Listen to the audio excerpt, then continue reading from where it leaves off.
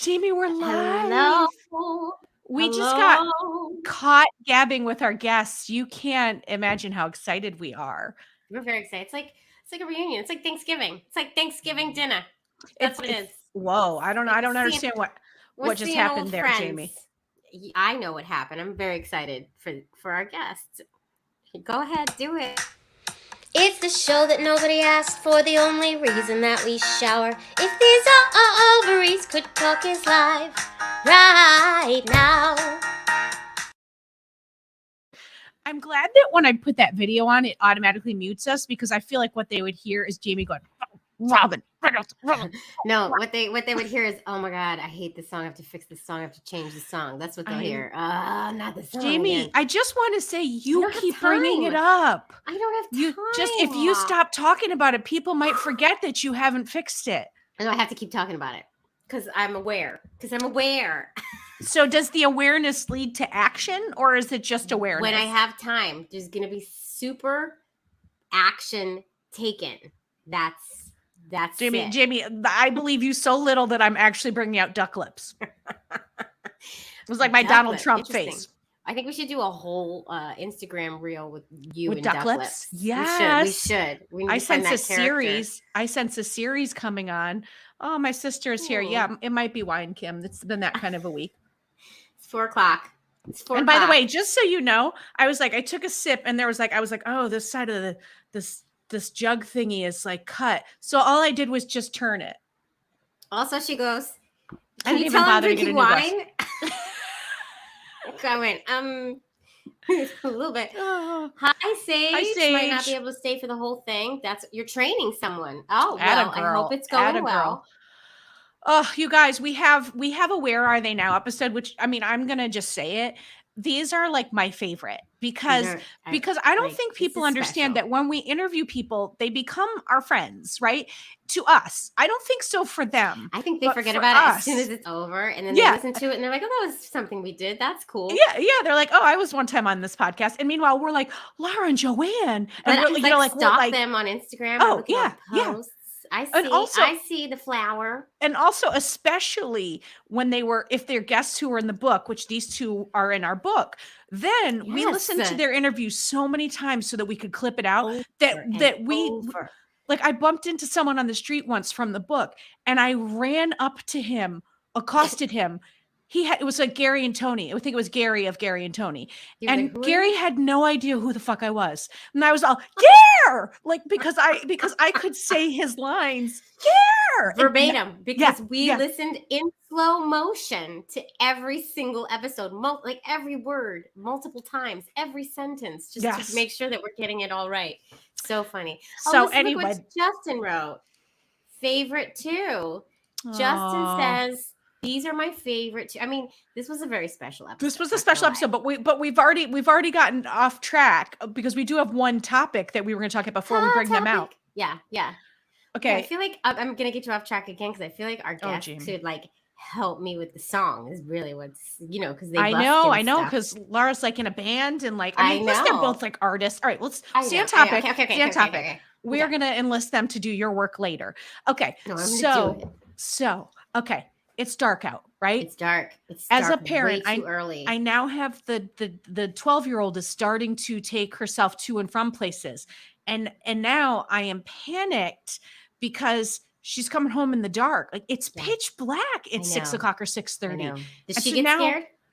No. And then I discovered that like I had told her from the one class, I was like, you have to walk home this particular route. Cause I like mapped out the most lit side of the streets. Yeah. And I was like, and then I found out she was doing some other thing. She was like, but nobody walks that way. She was like going up to Starbucks. Alone? Yeah. I was like, hi, you can't walk by the park. But she can't walk. It's better that she stays with a group. Not if she takes her by the park. No, she's got to come down the main thoroughfare. You got to stay in the light. You're stronger in a group. You got to be able to run into stores, Jamie. Well, listen, I couldn't. Did I ever tell you my story? Did I tell you this story? No. What story is that? When I was in like 6th grade, I was taking the public transportation home in San Francisco as the bus. Right. And I didn't realize at the beginning of the school year, we had just moved to another house, so it was really far. It was like a new commute for me. Didn't realize, I know, Sage, don't you love him? Didn't realize that it was going to get dark soon. And I got a little scared, but I was fine. I was waiting for the bus. This old lady, because I was tiny, it was really tiny.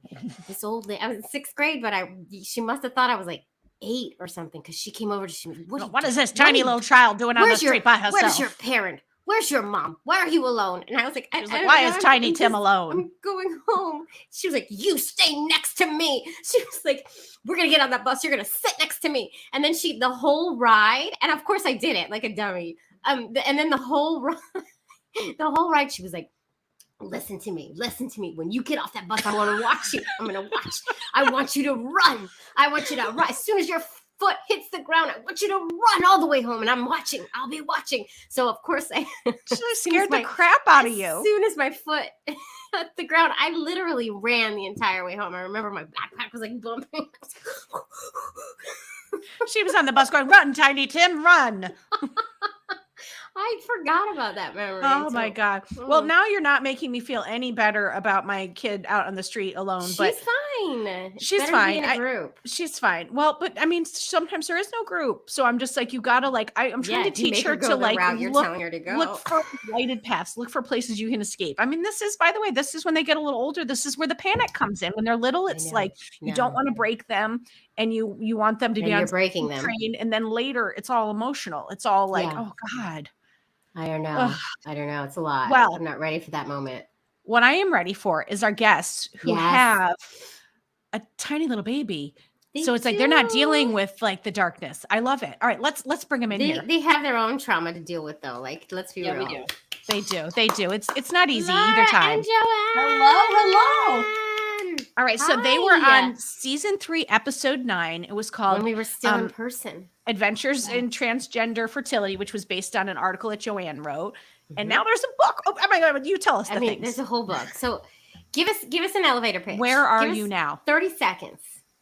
30 seconds. Well, so there's a book now about how we did this whole crazy thing to have a baby. It's called Preconceptions. It's available as an Audible original. You can download it from your phone, from your computer.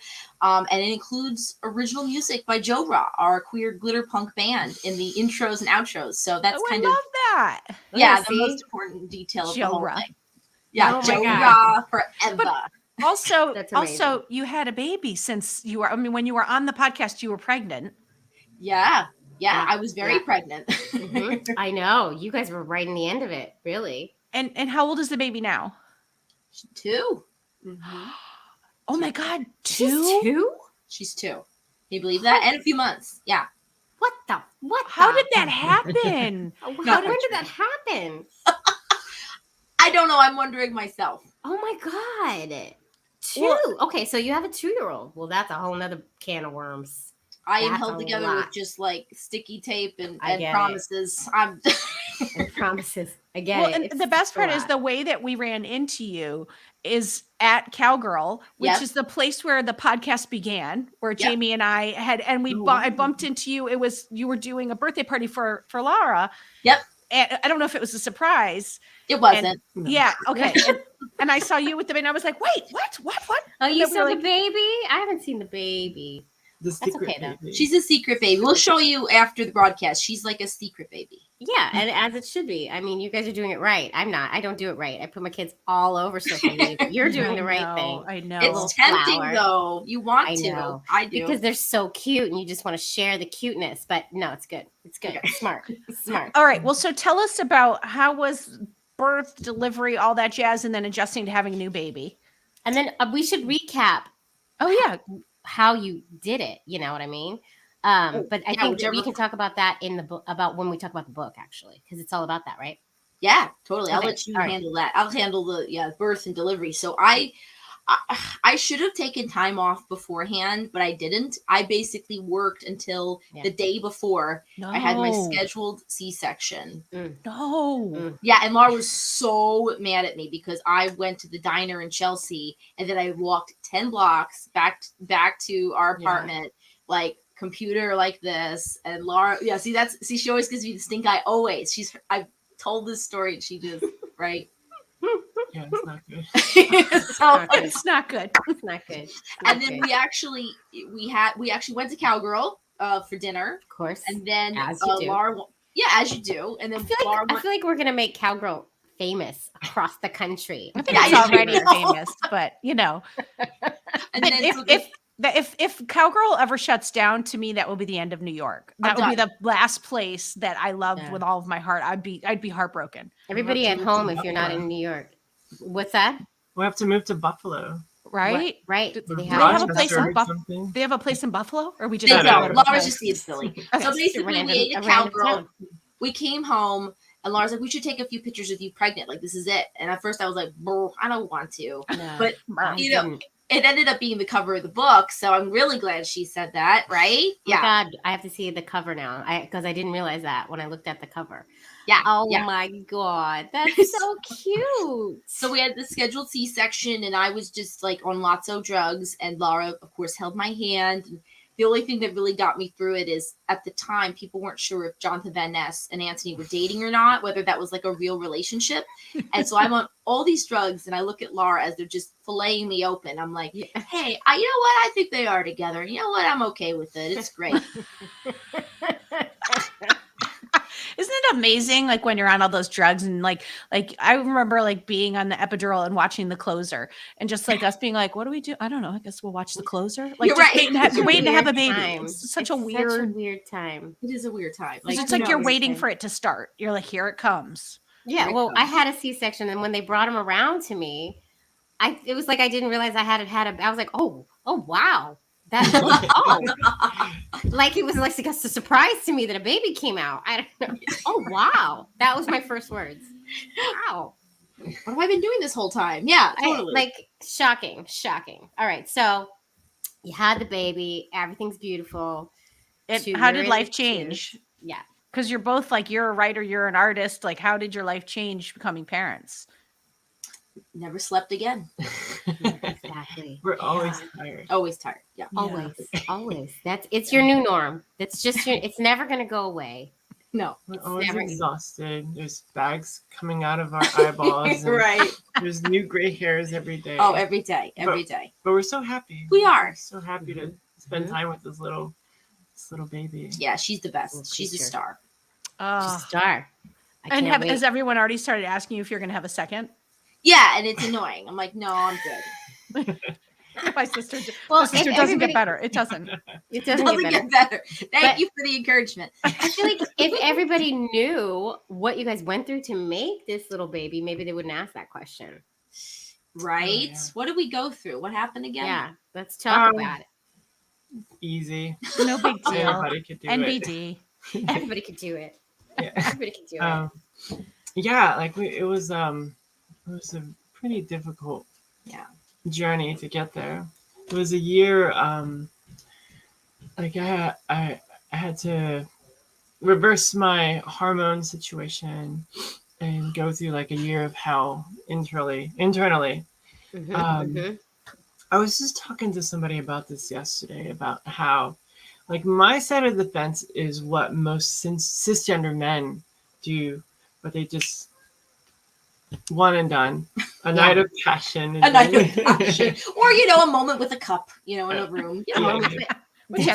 Wait, are you guys the ones that called it baby dancing? Yes. You baby danced? Was this you guys? Oh, the baby dance. Do you remember that? I forgot about that. Yeah. You called it baby. We use it I use it all the time now. Oh, yeah, baby She dance. does. She does. Baby dance. You baby dance the old-fashioned way. You baby dance. My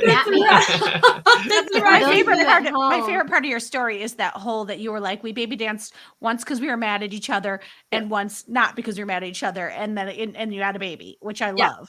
Yeah, it's funny how it seemed like it was so difficult, and then at the end it was just like, whatever. We were drunk and went for it. Like, I don't know. Right. After everything you went through. Yeah. Getting off the hormones and everything. And then boom, like that. But yeah, it's like most cisgender guys, they don't really go through like a process that cisgender women usually do, or like anyone else who's like carrying a baby, whatever gender identity. But like in my side of the fence, I got to experience a year-long a labor of love in a similar way internally, with hormones going crazy, and just sort of sacrificing your body in a very different way. But that's an interesting parallel. Yeah, I didn't think about that. Yeah. But you know what's interesting though is that what's always weird for us as LGBTQ folks is that as soon as one of us gets pregnant, we become this very typical, like all the straight women are like, "Oh, you're pregnant," and then they want to touch showers and all this stuff. But you were having this experience where you were going through something similar in terms of like hormones, surges and emotions and all of this stuff, but you had no support. And I remember that being really difficult, and you were still kind of coming out of that, I would say, when we interviewed you. Yes, the deep trauma. So like how long did it take, or when did you feel like you were starting to get back to yourself? Or do you is about today? Like right now. Is it because we're here? It is, right? It's because of y'all. Because you missed us. Yeah. Coming full circle now. Yeah. It's full circle. Here it is. Here, then aren't you lucky? Aren't you lucky we're here?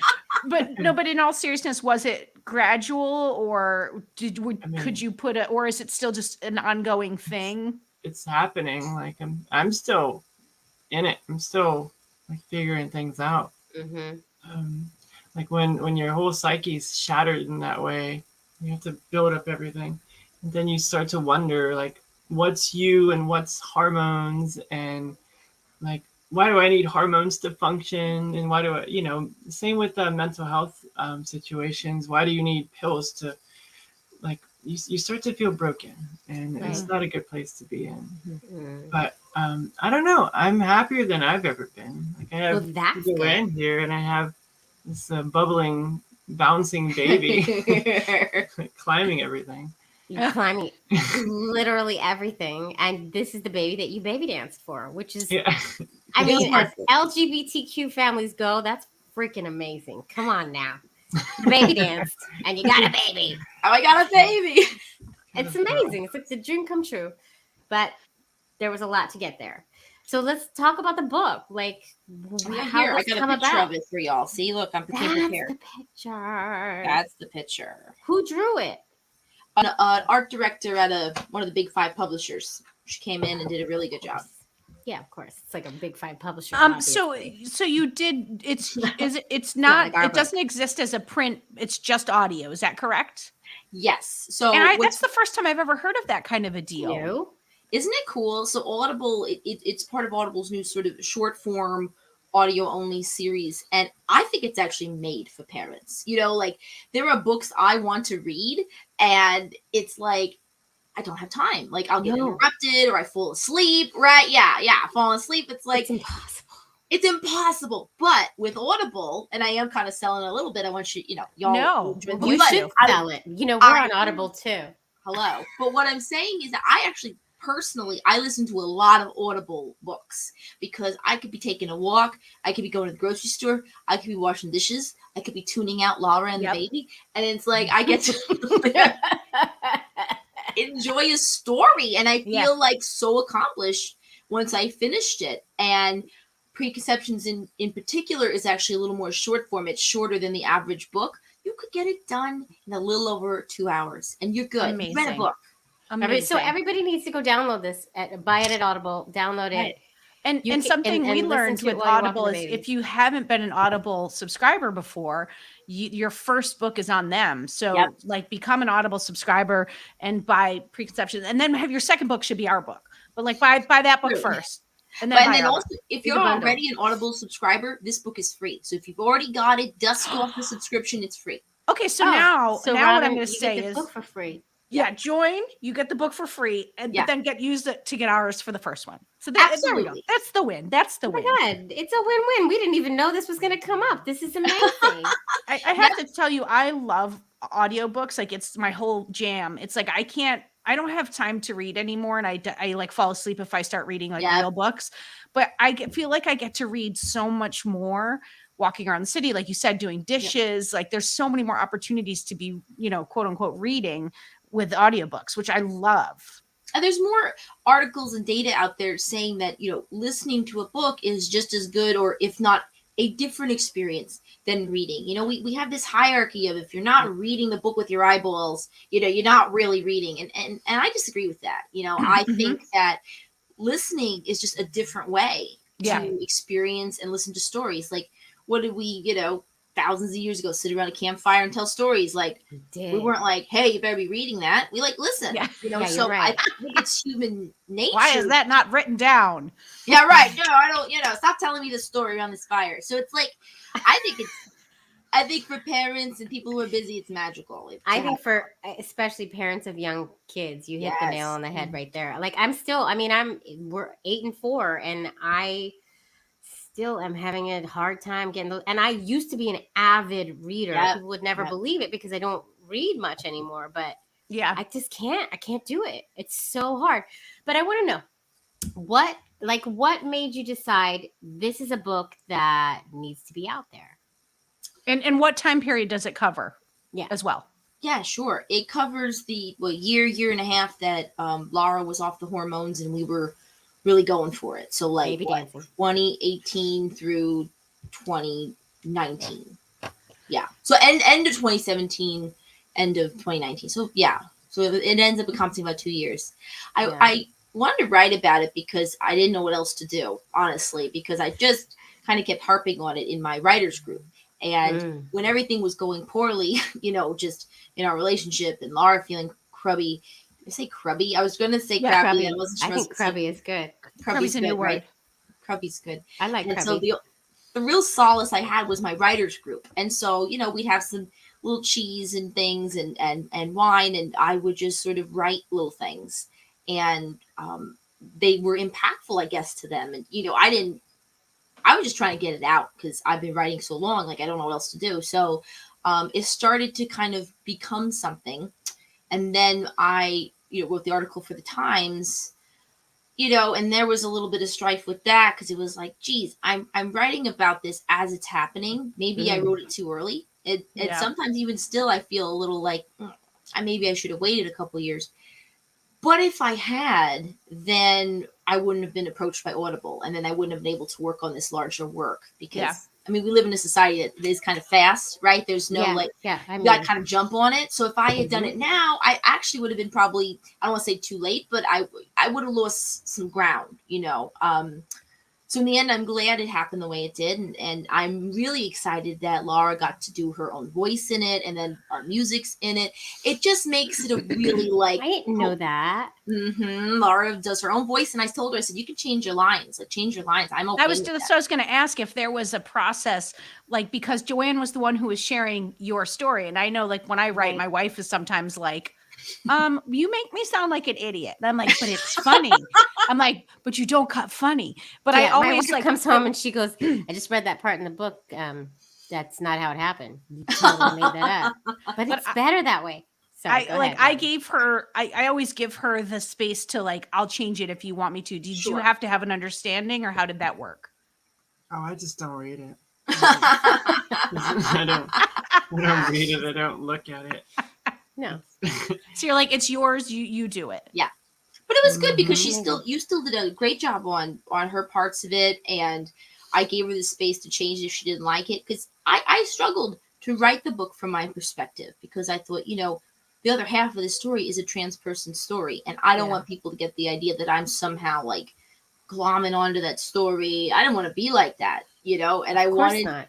So what was interesting, I cried a lot about it. I wrote it. And I actually got people who, you know, who had read the other Times articles say, you know, I love hearing about Lara's side of it. And I like hearing yours because I'm, you know, either the gestational carrier or like, you know, I'm the partner watching this happen. So I realized there was an audience there that could relate to my part of the story. And so that made me feel like, okay, this is all right, you know.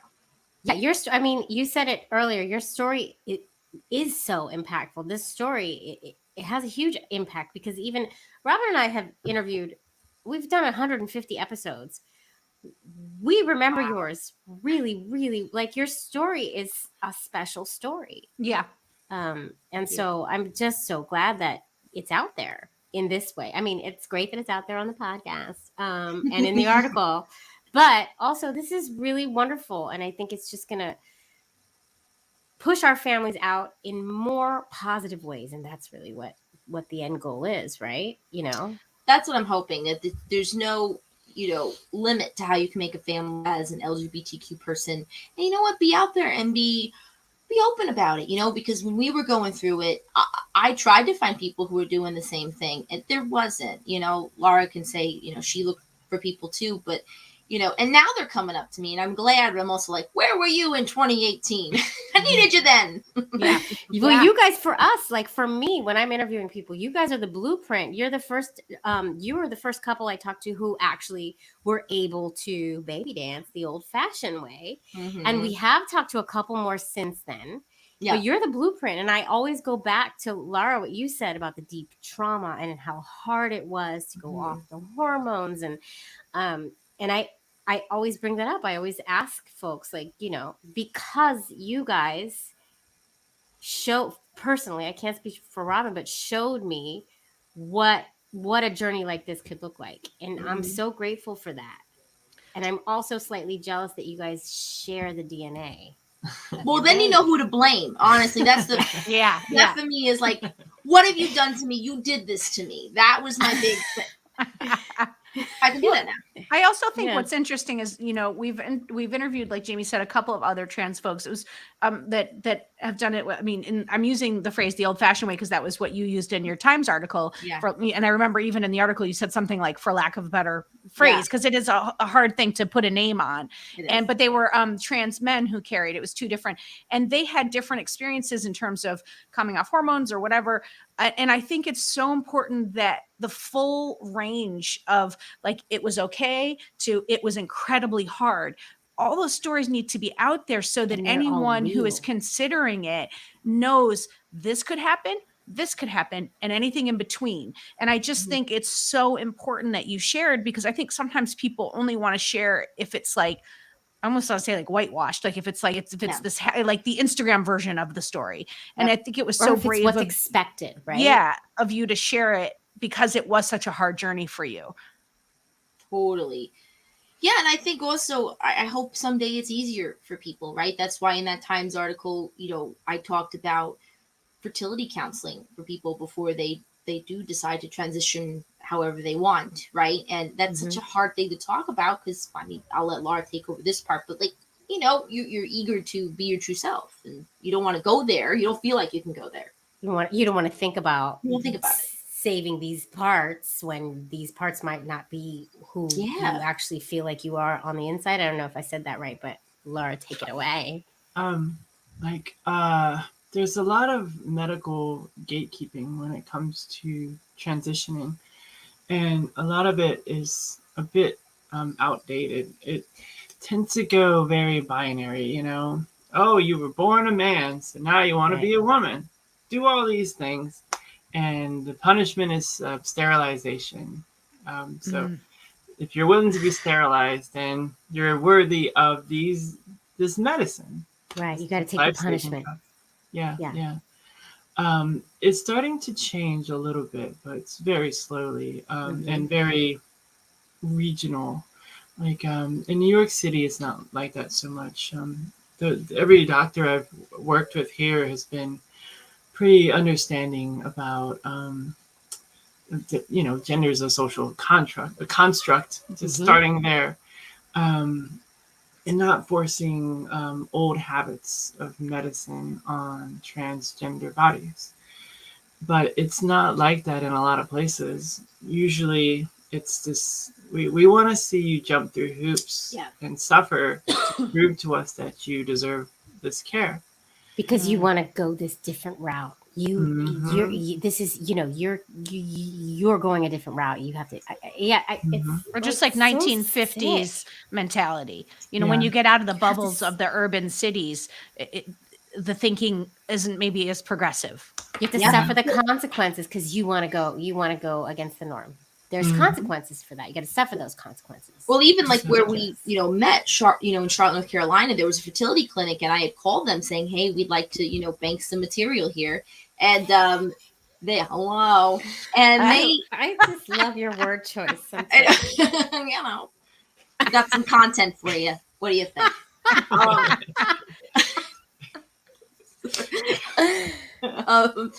And you know, it was a rough conversation because they basically wanted to misgender Lara on all the paperwork, and this is a story in the book. And I remember after the call, I just hung up on them and I sat in the car crying, and I thought, you know, I'm crying about this and I'm upset, but this is something Lara has to deal with like every day, and I don't know how she sort of withstands it without wanting to slug somebody. I don't either. So you talk about regionality, you know, that was one thing I noticed when we lived there. Yeah. And like when you're surrounded by that, not just in the hospital, it digs in deep, and you get to the point where you don't feel worthy of having children. Mm. You don't believe that you're treated you're othered so many times, you feel like your children will be othered too. And you pass on you feel wrong, so you feel like you're going to create something that's also wrong. Mm-hmm. Right. Because you're the same person who'll be parenting, so it'll feel like you're creating an environment that is also wrong as a parent. And it's just because the soup that is the air that we breathe is just seeped into every ounce of our being, and it's so hard to shed that. Robin and I talk about internalized homophobia a lot and how it shows up day to day, especially when you're a parent. Like, you know, like my daughter's recently has an interest in bodies and naked bodies, and I feel like she's young for like she's asking about, you know, what to, you know, people kissing and, you know. Yeah, sure. And her friend, and I'm so nervous that it's gonna reflect on us as the gay parents being the ones who have the daughter who's like the most promiscuous, you know. I'm so scared of that. And this is different. It's not the same thing at all, but it's just this internalized hatred. But it is about being othered. Yes. Yeah. Like even if someone else isn't othering you, it could be something you bring to the table because of your own internalized feelings. Because of the soup we breathe, because of the air we breathe. It's it's in the DNA of the world we live in, and it's going to take a long time to change it. I feel like I don't know how it's going to change.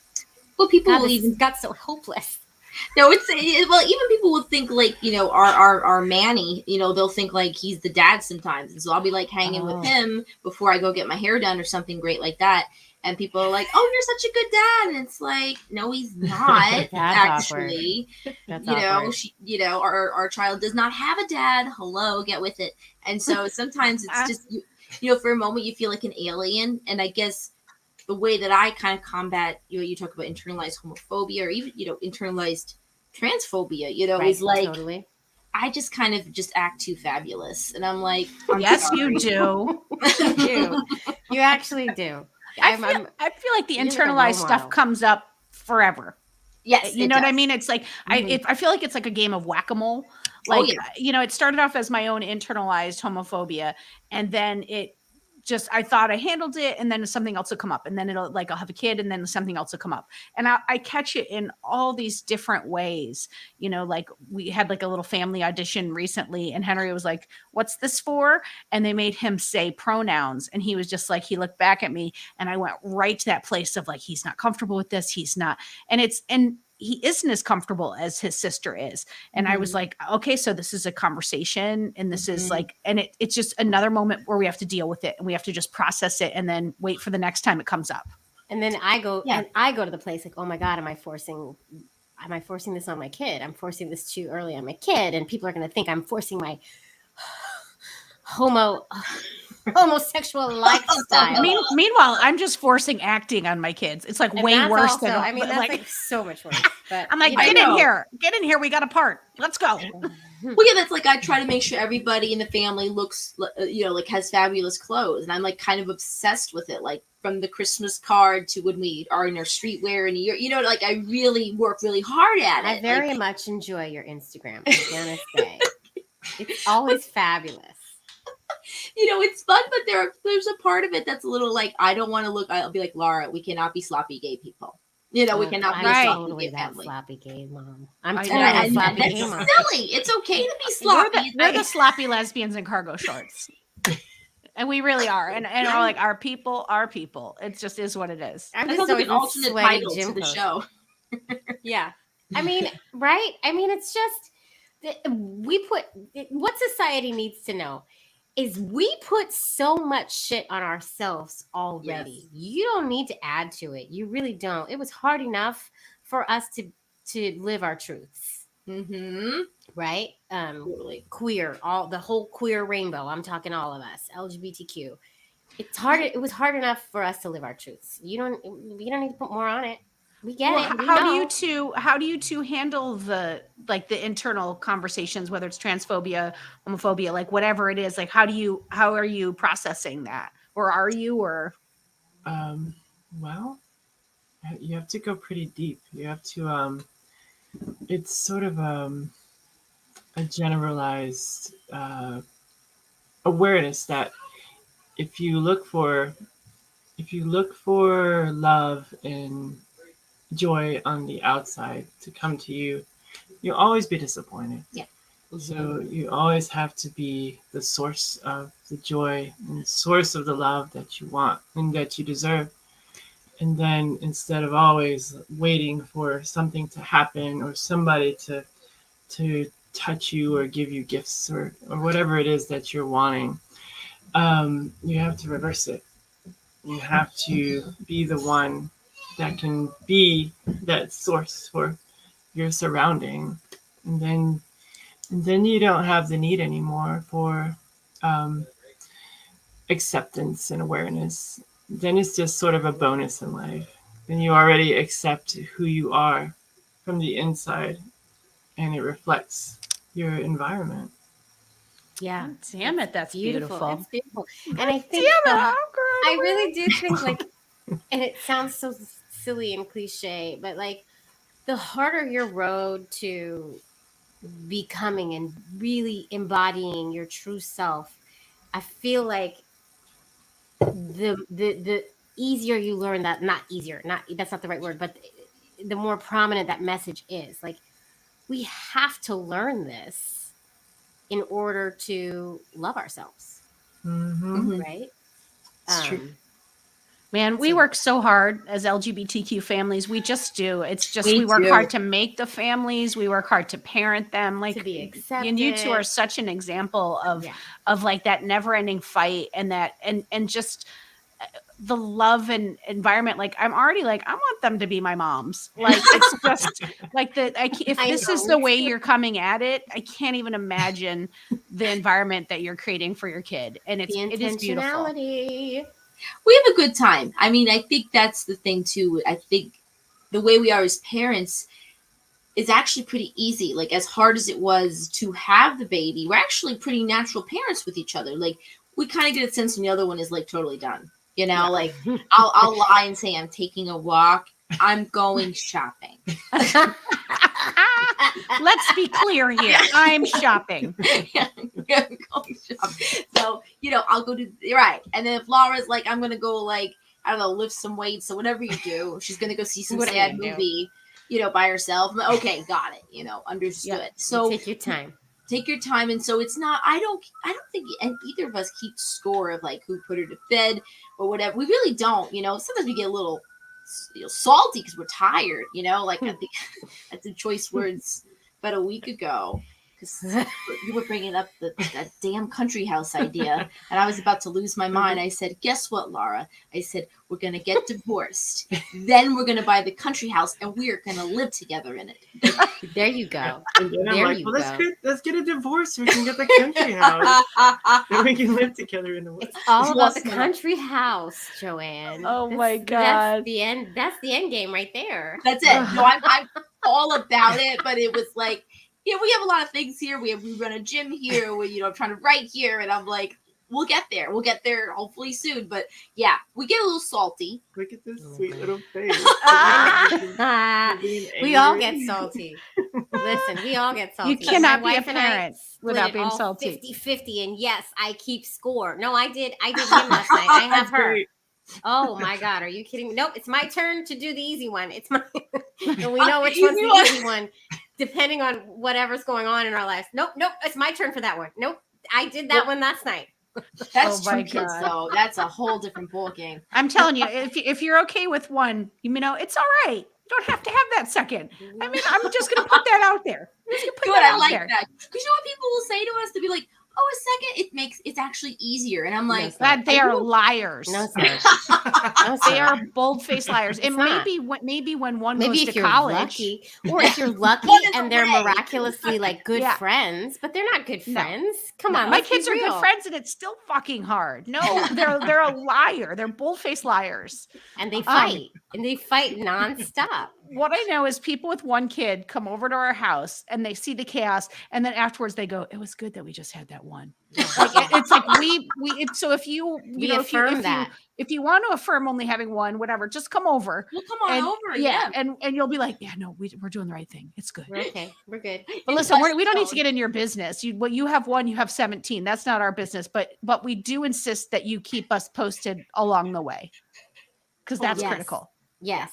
Yeah, I mean, and I will continue stalking you on Instagram, of course. And I'll actually make myself known more now that we've talked. Please. And tell everyone. I didn't want to seem like a creepy person. Where they can follow you, where they can get the book, all of that. Yes. Yeah. So follow us at Look It's Joanne. At Lara America. And the book is here, y'all. Preconceptions, a memoir, only on Audible, honey. Wow. This is the QR code. If you, I don't know, scan it right now. Look at that! Scan the QR code. Oh my God, here it is. Oh my God, let me see if I can do it. Wait, keep it there. See if it works. I would be curious if it works like this. Wait. And while she's doing that, did you laminate it yourself, or was it laminated? No, I didn't. No, I went to Staples. Went to Staples and laminated this. Well, it needs to be waterproof. It didn't work. It's okay. But you guys go get the book. Please get the book and leave a 5-star review if you loved it. I'm collecting them to ward off the trolls. Yes. And thank you guys so much for coming. It was so wonderful to catch up. I'm so happy that we had this like fortuitous moment at the Cowgirl. Oh my God, so great. And then to get update, keep us posted on the rest of your lives, because we're here. We love you guys. We really do. We love you. We want to see your kids, so we know not to have another one. Yes. Yeah. We'll take over the back room at Cowgirl, and we'll just have kids running amok. That's how the podcast started. Yes. I love it. Let's do that. Okay. Kids running amok. Happening. It's happening. I mean, you're really not going to want another kid after you hang out with us. Really true. We're good. Actually true. Well, thank you so much for coming by. It was so wonderful, you two. Thank you so much for having us. Bye.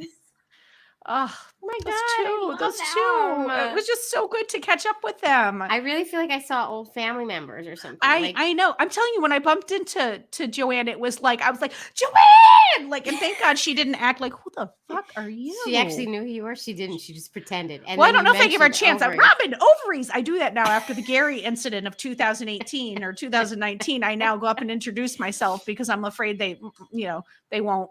I was buying wine yesterday, as I do most days, and I had the ovaries mask on, and the girl was like, "Does that say ovaries? What's that? What's that say ovaries?" I was like, "It's my podcast." I did. I went, "It's my podcast," and she was like, "Okay, it's ovaries? Oh yes." It's about ovaries talking. It was so awkward. God. But anyway, okay. All right. As all right. Joanne said, rate and review their book, rate and review our book. It really does help surface the content. And the more the 5-star reviews, the more it gets pushed out to the audience. And it's so helpful for all of us. It worked for them. Included the in Prime. Code. Go ahead, Kim. Bye. Book sale. I don't know why it didn't work for me. Oh, probably I know why, because I'm in the thing. Okay, it's okay. All right, Jamie. No one understands what's happening, and this is, by the way, a lesson in that there's no more sunlight, and I'm now blue. I need to put the ring light on for the next episode. It's so dark in here. I know. It's so dark. It's so, and my daughter's walking home in it. All right, I'm not panicked in any way about that. Maybe she'll meet a friendly / kind of mean older lady who makes her run. I just heard the buzzer, so she's probably just standing out there. Oh, okay. All right. This has been lovely. Thank you, everyone, for coming. Thanks for joining. Thank you, Lara and Joanne, for coming and refreshing your story. This was wonderful. Oh, my God. I'm so happy. All right. Bye, everybody.